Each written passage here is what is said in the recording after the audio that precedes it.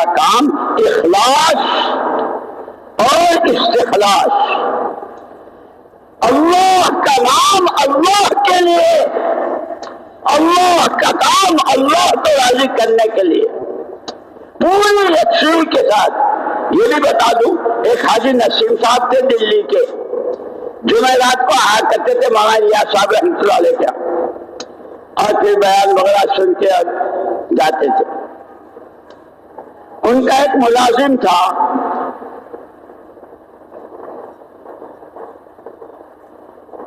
घर का कारोबार का ऐसा देखता था, उसको वहां इलियास साहब रहमतुल्लाह अलैह भी पहचानते थे कि हाजी साहब का। एक दिन वो आया और उसने कहा कि हाजी जी ने मुझे नौकरी से निकाल दिया, अब मुझसे काम नहीं लेते। नौकर तो ऐसा था कि घर के चूल्हे तक, कारोबार भी, गाड़ी चलाना भी, सब कुछ। क्या कि हाजी साहब ने मुझे नौकरी से लगा। अच्छा, हाजी साहब आएंगे तो हम पूछेंगे कि भाई उससे क्या ऐसी गलती हुई।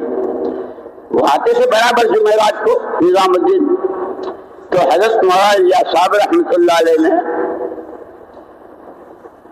कि सुना तुमने उसको अलग कर दिया? जी हजरत। कैसे? उसने अपने बेटे की दुकान खोल ली। तो उसके बेटे की दुकान खोलना कोई गुनाह है? नहीं हजरत, बात यह है कि जिस वक्त वो मेरे यहां था, उसकी सारे फिक्र, सारा जहन दिमाग मेरे ही लिए था। अब उसकी सोच बट गई, वहां भी और यहां भी। तो मैंने कहा भाई यकसुई के साथ तो अपने बेटे की दुकान चला ले, मैं अपना देख लूंगा। मौलाना इलियास साहब रहमतुल्लाह अलैह मारे खुशी के उछल, वाह वाह वाह वाह वाह वाह, हाजी तुमने तो मेरे काम के लिए मुझे उसूल बता दिया